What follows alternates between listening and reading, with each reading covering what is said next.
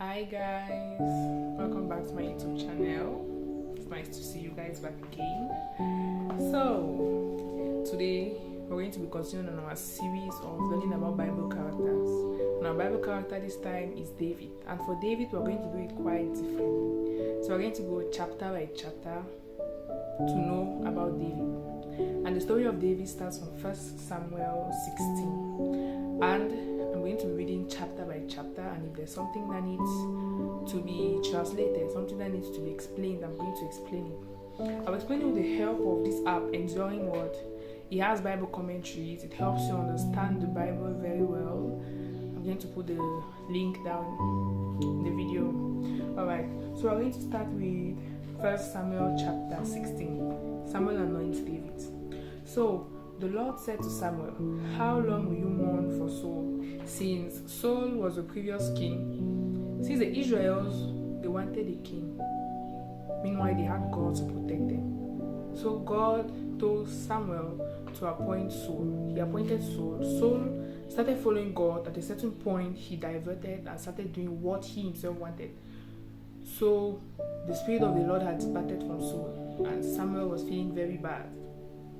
Alright, the Lord said to Samuel, "How long will you mourn for Saul, since I have rejected him as king over Israel because of his bad deeds?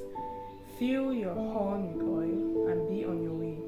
I am sending you to Jesse of Bethlehem. I have chosen one of his sons, to be king." But Samuel said, "How can I go? If Saul hears about it, he will kill me." The Lord said, "Take a heifer with you and say, 'I have come to sacrifice to the Lord.'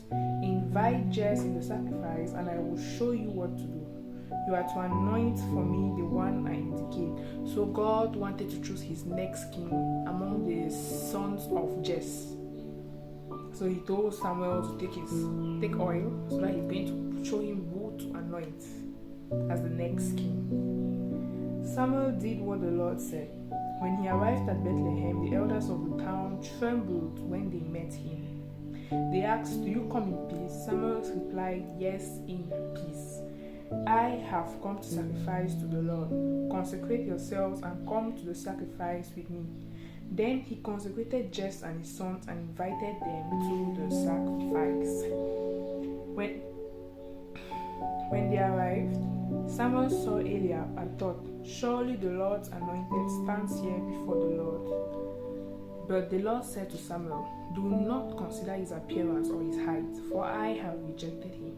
So God does not look at your outer beauty. He looks but at the inside. He looks at what is inside. The content of the bottle, not the bottle itself. The Lord does not look at the things people look at. People look at the outward appearance, but the Lord looks at the heart. The heart is so important to him.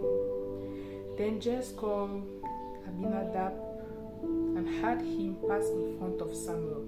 But Samuel said, "The Lord has not chosen this one either." Jesse then had Shammah pass by, but Samuel said, "Nor has the Lord chosen this one." Jesse had 7 of his sons pass before Samuel, but Samuel said to him, "The Lord has not chosen these." So he asked Jesse, "Are these all the sons you have?" "There is still the youngest," Jesse answered. "He is tending the sheep, taking care of the sheep. He was David the shepherd boy." Samuel said, "Send for him. We will not sit down until he arrives." So he sent for him and had him brought in. He was glowing with health and had a fine appearance and handsome features. Then the Lord said, "Rise and anoint him. This is the one God chose, the youngest amongst all the sons of Jesse." So Samuel took the horn of oil and anointed him in the presence of his brothers. And from that day on, the Spirit of the Lord came powerfully upon David. Samuel then went to Ramah. So one thing I love here in this particular part of 1 Samuel 16 is that God does not call the qualified. He qualifies the called. I don't know if you have understood it. He will not call who you think in your mind is so ready for that position. He will call who he wants to call and then qualify that person what he wants him to do. No one is too small in God's eye for him to use you. So, David in Saul's service. That's from 1 Samuel 16 verse 14. Now the Spirit of the Lord had departed from Saul, and an evil spirit from the Lord tormented him. Saul's attendants said to him, "See, an evil spirit from God is tormenting you. Let our Lord command his servants here to search for someone who can play the lyre, an instrument that David plays. He will play when the evil spirit from God comes on you, and you will feel better." So Saul said to his attendants, "Find someone who plays well and bring him to me." One of the servants answered, "I have seen a son of Jesse of Bethlehem who knows how to play the lyre. He is a brave man and a warrior. He speaks well and is a fine-looking man, and the Lord is with him." Then Saul sent messengers to Jesse and said, "Send me your son David, who is with the sheep." So Jesse took a donkey loaded with bread, a skin of wine, and a young goat, and sent them with his son David to Saul. David came to Saul and entered his service. Saul liked him very much, and David became one of his armor bearers. Then Saul sent word to Jesse, saying, "Allow David to remain in my service, for I am pleased with him." Whenever the Spirit from God came on Saul, David would take up his lyre and play. Then relief would come to Saul. He will feel better, and the evil spirit will leave him. It's so funny how Saul doesn't even know that David is the next appointed king right now. So it's the way God just has this funny way of, it's able to do something like that. It's like very, very funny. He's bringing the two kings together without them knowing about it. Okay, so there's something here I just want to read, a little something I want to read here. It says, it's like a little story from somebody. I don't get it.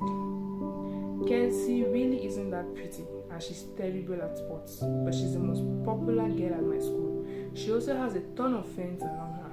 I asked Mom about it, and she told me I was just looking at Kelsey from the outside. If you really want to know why she has so many friends, Mom said, you need to look at Kelsey on the inside.